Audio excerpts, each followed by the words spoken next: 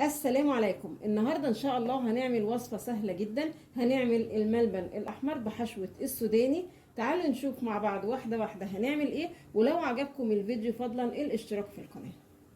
معايا هنا كوبايتين ميه عاديه خالص من الحنفيه، الكوبايه الثانيه. وبعدين هنجيب 2 باكو جيلي فراوله الباكو الثاني. وبعدين هحط برضو معلقتين سكر، تقللي تكتري بقى طبعا راحتك. معلقتين كبار نشا، المعلقه التانية 2 باكو فانيليا. نقلب بقى المكونات كلها مع بعض كويس قوي. وبعدين هحط نقطتين طعام، نقطتين كده، حاجه بسيطه لو تحب. يعني انا عايزه اللون يبقى احمر وزاهي كده. خد المكونات الجميله دي بقى ونرفعها على البوتاجاز. رفعنا الحله بقى على النار، نفضل نقلب كده لحد النشا معانا ما يستوي ويربط. النشا خلاص استوى وربط.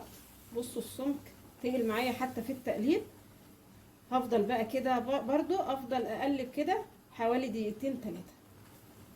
تمام قوي كده. اول ما نلاقي بصوا الفقاقيع ورا بعض كده هطفي على كده. هجيب بقى سوداني الكمية اللي تحبيها، بس ما يكونش سوداني مملح.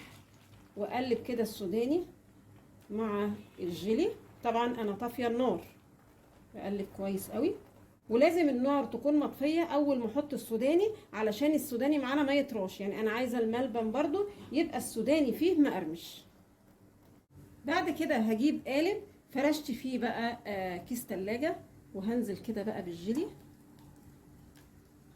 وبعدين اقفل بقى كيس التلاجة كده على الملبن. هستنى لما القالب يبرد خالص وهدخله التلاجة لحد ما الملبن معانا ما يجمد. بعد حوالي 4 ساعات الملبن خلاص كده جمد خالص اهو. هجيب هنا بقى طبق فيه شوية نشا، واقلب فيه بقى كده الملبن، واغطي بقى قالب الملبن كده بالنشا. نفضته بقى من النشا ونقلته في طبق كده فاضي. ابتدي كده اقطع بالسكينة،